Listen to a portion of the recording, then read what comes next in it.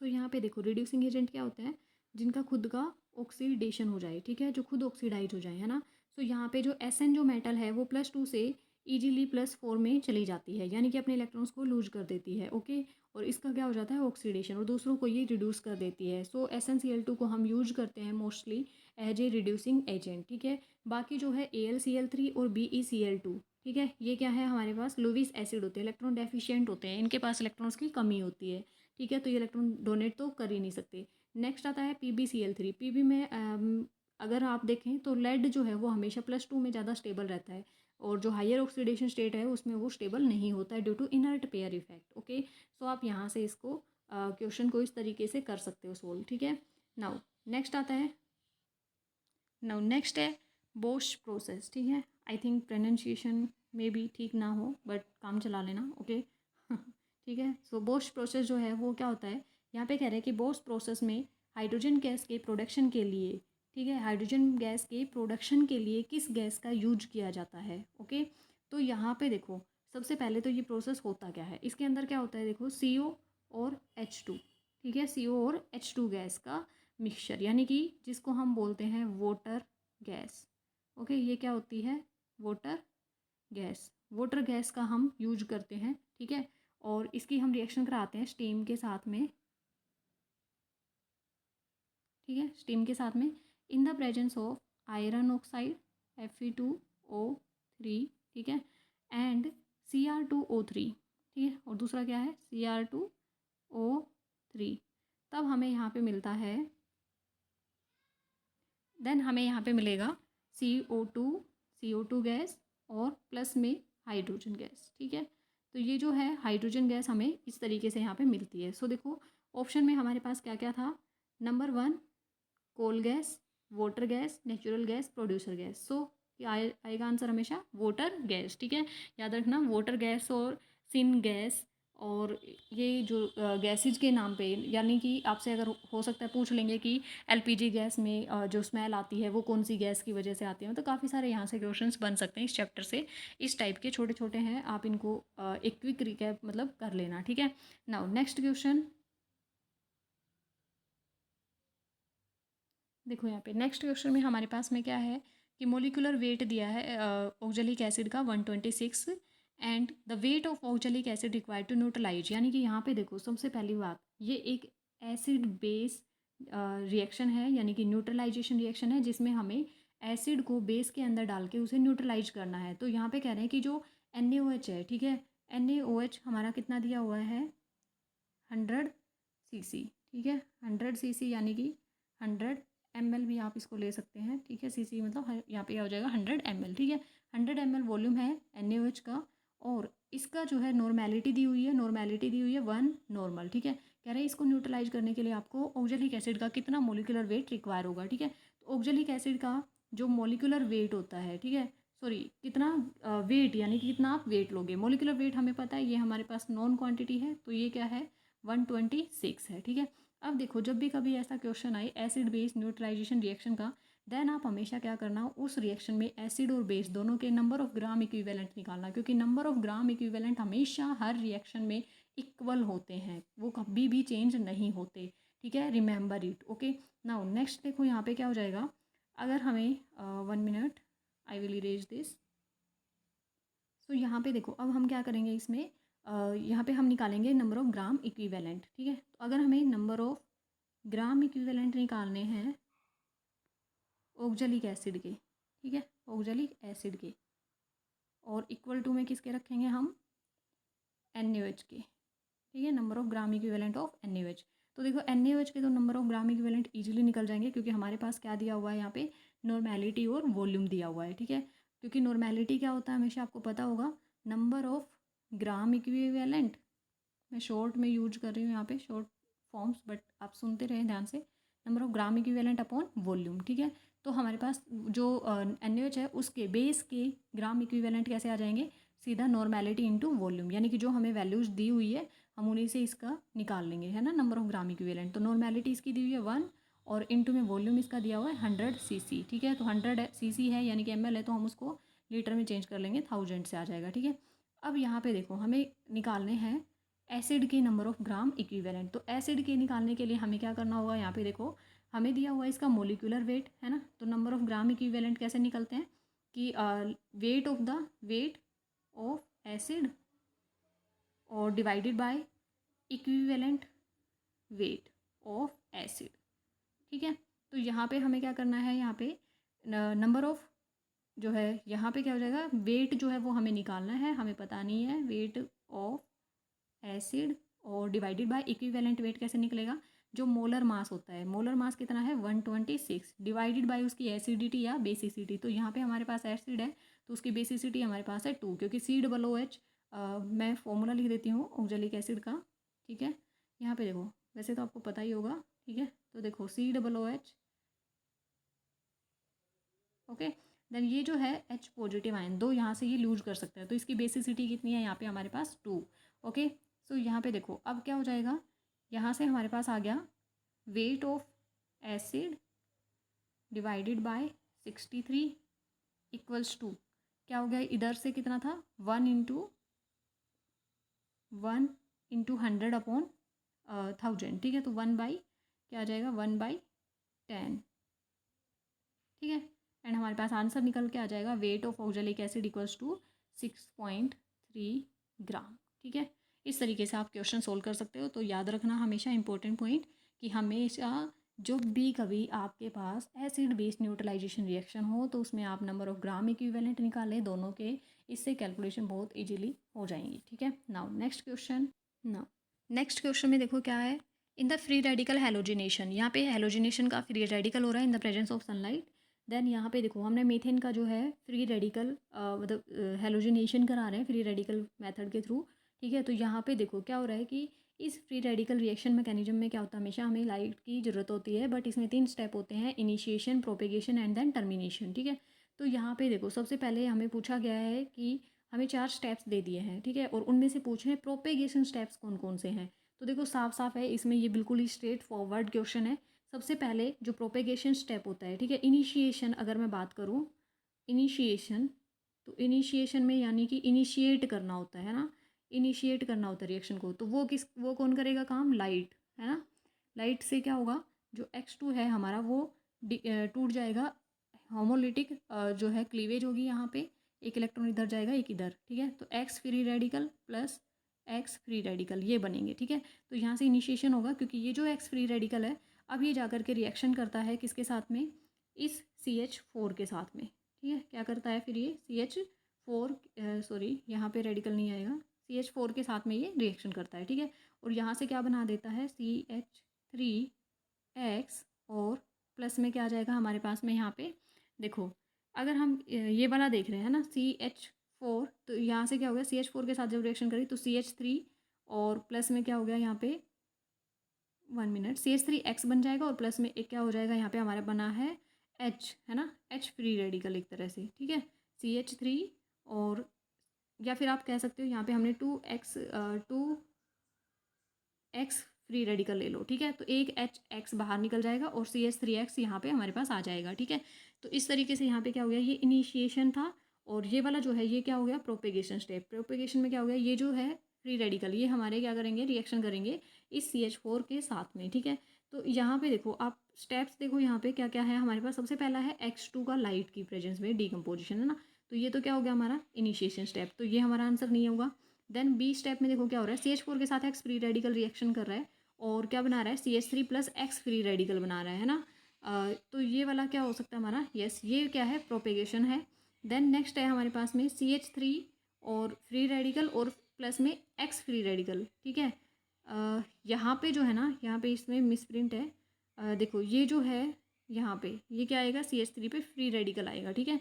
Then ये जो CH3 free radical है और X फ्री रेडिकल है ये मिलके क्या बना देंगे, CH3X। नाउ D जो है स्टेप यहाँ पे दिया हुआ है, इसमें देखो क्या हो रहा है, CH3 free radical plus X2, तो ये हमारा ये भी क्या है, प्रोपेगेशन में नहीं आता है ना। तो हमारे जो प्रोपेगेशन में जो स्टेप हैं वो B और C वाले हैं, तो करेक्ट आंसर जाएगा B और C को, ठीक है। नाउ नेक्स्ट क्वेश्चन है हमारा, in the brown ring test in the complex FeH2O5 and no SO4 nitric oxide behave as, यानी कि ब्राउन रिंग टेस्ट में नाइट्रिक ऑक्साइड का पूछा है कि वो कैसे बिहेव करता है, as NO minus neutral molecule और NO2 माइनस और NO पॉजिटिव, ठीक है।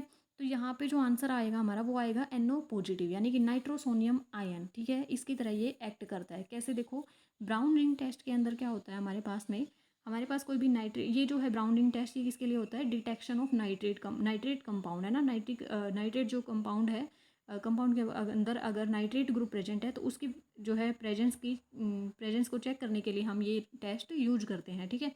अब यहाँ पे देखो इसमें क्या होता है, जब भी हमारा कोई लाइक हमने कंपाउंड ले लिया है जिसमें नाइट्रेट आयन प्रेजेंट है और प्लस में क्या लेते हैं हम यहाँ पे फ्रेशली प्रिपेयर्ड फेरस सल्फेट लेते हैं FeSO4, यानी कि Fe+2 स्टेट में लेते हैं, ठीक है। और इन द एसिडिक मीडियम, यानी कि जो जिस टेस्ट ट्यूब में, मान लो हमने टेस्ट ट्यूब में क्या लिया, ये थोड़ा सा ये कंपाउंड लिया, ठीक है, प्लस में फेरस जो है सल्फेट का वो फ्रेशली प्रिपेयर्ड सॉल्यूशन लेते हैं, यानी कि तुरंत बनाया हुआ, ठीक है। और प्लस में क्या करते हैं हम उस टेस्ट ट्यूब में साइड में वॉल्स के थ्रू जो है वॉल्स की साइड से क्या करते हैं वहाँ पे H2SO4 सल्फ्यूरिक एसिड ऐड करते हैं, ठीक है, यानी कि उसको एसिडिक मीडियम प्रोवाइड कराते हैं रिएक्शन को होने के लिए, ठीक है। देन यहाँ पे हमारे पास बनता है NO और प्लस में क्या बन जाएगा यहाँ पे Fe जो है वो चेंज हो जाएगा Fe+3 में, ठीक है। और देखो Fe क्या हुआ है +3 में गया है ना, यानी कि इसका ऑक्सीडेशन हुआ है। आयरन का क्या हो गया, ऑक्सीडेशन, ठीक है। और जो हमारे पास में NO3 है ये यहाँ पे क्या था, +5 स्टेट में था और यहाँ पे कितना आ गया +2 में, ठीक है। तो ये जो है वो क्या करता है, इसका रिडक्शन हो जाता है ना, +5 से किस में जा रहा है ये +2 में। नो नेक्स्ट क्या होता है इसमें, नेक्स्ट स्टेप होता है कि अब हमारे पास जो Fe यहाँ पे वाटर मॉलिक्यूल्स भी है प्रेजेंट और यहाँ पे कंपाउंड बनता है FeH2O6, कॉम्प्लेक्स कंपाउंड बन जाता है FeH2O6+2, ठीक है। अब क्या होता है कि ये जो है ना, ये जो कंपाउंड है इसकी फर्दर रिएक्शन होती है मतलब यहाँ पे जो NO है वो क्या करता है, इसमें से एक वाटर मॉलिक्यूल को हटा के यहाँ से और खुद आ जाता है और क्या बना देता है FeH2O5 और NO, ठीक है, क्लियर हुआ। अब यहाँ पे क्या होता है कि इसके अंदर ना ये जो है पूरी एंटिटी है ना, कॉम्प्लेक्स कंपाउंड है ये हमारे पास में, कोऑर्डिनेशन कंपाउंड है। यहाँ पे क्या होता है, इस पूरी एंटिटी पे +2 चार्ज है, ठीक है। अब यहाँ पे देखो +2 चार्ज है, लेकिन क्या होता है यहाँ पे हमें ब्राउन PPT मिलते हैं, क्या मिलते हैं, ब्राउन PPT या फिर ब्राउन कलर मिलता है ना, ब्राउन कलर उसी से तो रिकॉग्नाइज होता है, ब्राउन कलर की एक रिंग बनती है टेस्ट ट्यूब में, ठीक है, जिसकी वजह से इसको बोला जाता है ब्राउन रिंग टेस्ट। अब ये जो ब्राउन PPT बने हैं ना, ये किस वजह से बनते हैं, इस पर सबसे मेन क्वेश्चन आता है। तो यहाँ पे जो ये NO है ना, ये हीरो होता है बिल्कुल, ठीक है, रिएक्शन का हीरो है NO। क्यों, क्योंकि ये जो NO है यही क्या करता है, एक जो है इलेक्ट्रॉन ट्रांसफ़र करता है, यानी कि NO क्या करता है, चार्ज ट्रांसफ़र करता है। NO के बीच में और आयरन के बीच में क्या होता है, चार्ज ट्रांसफ़र होता है, ठीक है। यानी कि ये जो NO है ये अपना एक इलेक्ट्रॉन क्या करता है, Fe+2 को दे देता है, किस Fe2+ को, ये वाला जो यहाँ पे Fe क्या था, +2 स्टेट में था, क्योंकि वाटर पे तो चार्ज 0 होता है ना, तो यहाँ पे जो पूरा होल पे जो चार्ज है +2 वो क्या हो जाएगा, आयरन पे आ जाएगा +2, ठीक है। तो आयरन +2 स्टेट में था, लेकिन जब हम ये ब्राउन PPT वाला देखते हैं ना, यहाँ पे कलर क्यों हुआ इम्पार्ट, कलर तो यहाँ भी आ जाना था, फिर ऐसा यहाँ क्यों हुआ, क्या हुआ कि यहाँ पे ब्राउन कलर का PPT बना और यहाँ पे नहीं बने, है ना। तो क्या होता है, यही मेन प्रोसेस है कि जब NO रिएक्शन करता है इसके साथ में तो NO अपने क्या करता है, जो चार्ज ट्रांसफ़र है, ठीक है, चार्ज ट्रांसफ़र प्रोसेस के थ्रू अपना इलेक्ट्रॉन Fe2 पॉजिटिव को देता है। देन ये चेंज हो जाता है Fe+1 में। यहाँ पे जो आयरन का आप देख रहे हो ये किस स्टेट में है, +1 स्टेट में है, और इस +1 स्टेट में होने की वजह से ही ये कलर शो करता है, कलर इम्पार्ट करता है, ठीक है। तो यहाँ पे क्या हो गया, NO मेन हीरो का काम कर रहा है, एक तरह से अपना इलेक्ट्रॉन लूज करता है। तो क्वेश्चन का आंसर क्या जाएगा कि यहाँ पे ये जो है NO कैसे एक्ट करता है, एज NO+1, क्योंकि अब इसने अपना एक इलेक्ट्रॉन लूज कर दिया और क्या बना लिया, NO+1, ठीक है, क्लियर हो गया। अब क्वेश्चन ना ये भी हो सकता है यहाँ से, मेन इंपॉर्टेंट है, अलग हटके थोड़ा सा हो सकता है नेक्स्ट टाइम ये पूछ ले कि यहाँ पे क्या होता है कि देखो हमसे पूछा जाएगा कि कौन से कंपाउंड ब्राउन रिंग टेस्ट नहीं देते जिनके अंदर नाइट्रेट आयन प्रेजेंट होता है। तो उसके लिए देखो 3 कंपाउंड है हमारे पास में, 1 मिनट, कैल्शियम नाइट्रेट,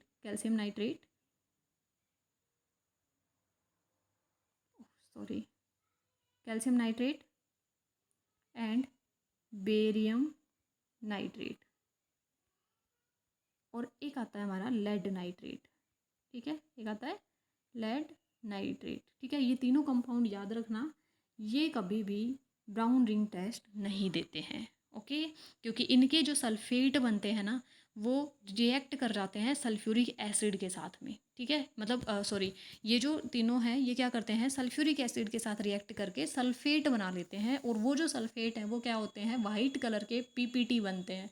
ठीक है, वाइट कलर के पीपीटी। और जब वहाँ पे वाइट कलर के हमें प्रेसिपिटेट्स मिल गए तो ब्राउन रिंग, ब्राउन कलर हमें देखने को ही नहीं मिलेगा, है ना। ब्राउन रिंग जो है वो थोड़ा सा फेड हो जाएगा, उसकी वजह से बिल्कुल क्रिस्टल क्लियर ब्राउन कलर हमें नहीं दिखता है। ठीक है, दैट्स वाई ये जो कंपाउंड है तीनों, ये लाइक हमें इनसे पता नहीं चलता है कि ब्राउन रिंग टेस्ट इन्होंने दिया है या नहीं दिया है, या इनके अंदर नाइट्रेट आयन प्रेजेंट है या नहीं है। ठीक है, सो ये आप ध्यान रखना। Now next question. Next question में कह रहा है 50 ml of water is added to a 50 ml solution of barium hydroxide. ठीक है, यानी कि बेरियम हाइड्रोक्साइड का क्या था हमारे पास में, 50 ml सॉल्यूशन था। ठीक है, 50 ml था वॉल्यूम। ओके, हमने क्या किया, इसमें वाटर ऐड कर दिया, कितना, 50 ml। तो न्यू वॉल्यूम जो है वो हमारे पास क्या आ गया, new volume, 1 minute, yes, new volume जो है वो हमारे पास में क्या आ गया है, यहाँ पे 100 ml। ठीक है, अब यहाँ पे देखो मोलैरिटी इन्होंने क्या कही, BaOH वोल्टवाइज की मोलैरिटी क्या थी, 0.01 मोलर। ठीक है, ये इसकी मोलैरिटी थी, और वॉल्यूम कितना था, 50 ml। यानी कि पहले हमारे पास ये थे वैल्यू, अब हमारे पास क्या हो गया, 100 ml वॉल्यूम हो गया, तो हमें न्यू मोलैरिटी निकालनी पड़ेगी, दैट मीन्स, है ना। तो यहाँ पे हम क्या करते हैं, पहले मोलैरिटी निकाल लेते हैं। देखो क्या होगा, हमने क्या किया, यहाँ पे M1V1 इक्वल्स टू M2V2 की इक्वेशन यहाँ पे लगा दी, है ना। तो यहाँ पे क्या हो गया, M1V1 आप लिख सकते हैं क्योंकि हमें ये तो पता ही है ना, इंटू 50 इक्वल्स टू M2 हम निकाल लेंगे, इंटू कितना हो गया, 100। ठीक है, तो M2 की वैल्यू जो है सोल्व करने के बाद आती है हमारे पास 0.005 मोलर। ठीक है, क्लियर हो गया। अब यहाँ पे देखो हमारे पास न्यू मोलैरिटी आ गई। अब क्वेश्चन में क्या कह रहा है, देखो क्वेश्चन कह रहा है the pH of resulting solution will be, हमें पीएच निकालना है रिजल्टिंग सॉल्यूशन का, मतलब अब ये जो सॉल्यूशन आया है ना इसका पीएच निकालना है। अब देखो पीएच के लिए हमें कंसंट्रेशन की ज़रूरत होती है, जो हमारे यहाँ से निकल चुकी है कंसंट्रेशन। ठीक है, यहाँ पे देखो अब हमारे पास क्या है, बेरियम हाइड्रोक्साइड, है ना। यहाँ पे हमें कंसंट्रेशन, ये हमें पूरे सॉल्यूशन की मोलैरिटी मिली थी ऊपर, है ना। कितनी थी मोलैरिटी, 0.005 मोलर। ठीक है, तो अब हमें क्या चाहिए, कंसंट्रेशन चाहिए, या तो H पॉजिटिव आयंस की मिल जाए या OH नेगेटिव आयंस की। तो हमारे पास सिंपल सा यहाँ पे दिख रहा है कि हमें तो OH नेगेटिव आयन मिलेंगे, है ना। यानी कि पीएच डायरेक्ट तो हमें नहीं मिल रहा है यहाँ से, तो कंसंट्रेशन यहाँ से हमें किसकी मिल जाएगी, देखो कंप्लीट सॉल्यूशन कंप्लीट होगा ये। ठीक है, यहाँ पे इसका डिसोसिएशन, और प्लस में क्या हो गया, 2OH नेगेटिव आयन, ये आपने इक्विलिब्रियम चैप्टर में पढ़े होंगे। ठीक है, डिसोसिएशन और एसोसिएशन। तो यहाँ पे देखो क्या हो गया, कंसंट्रेशन जो है OH नेगेटिव आयंस की क्या होगा, देखो यहाँ से ये जितना टूटेगा ना अल्फ़ा, उतना ही ये बनते हैं। ठीक है, लेकिन हमें स्टोइकियोमेट्री का ध्यान रखना होता है, यहाँ पे अगर 1 है तो 1 अल्फ़ा आएगा, लेकिन अगर यहाँ 2 है तो ये क्या आ जाएगा, 2 अल्फ़ा। यानी कि हमारे पास जो कंसनट्रेशन है OH नेगेटिव आयंस की वो कितनी है, यहाँ पे 2 इंटू 0.05। ठीक है, और 0.05। ठीक है, ये हमारे पास क्या आ गई, कंसनट्रेशन आ गई है। ठीक है, OH नेगेटिव आयंस की। तो OH नेगेटिव आयंस की जब कंसनट्रेशन हमारे पास में ये आ गई है, सोल्व करने के बाद आएगी 0.01 मोलर। ठीक है, अब हम क्या निकाल सकते हैं, POH निकाल सकते हैं। ठीक है,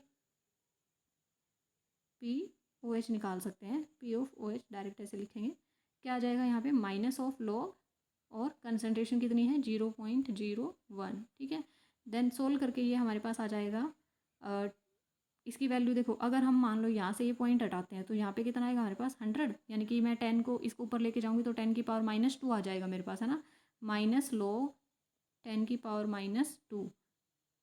ठीक है,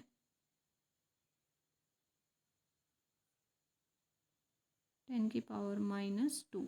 ठीक है, अब यहाँ पे देखो 10 की पावर -2 है, तो ये जो है -2 आगे और एक माइनस पहले ही था।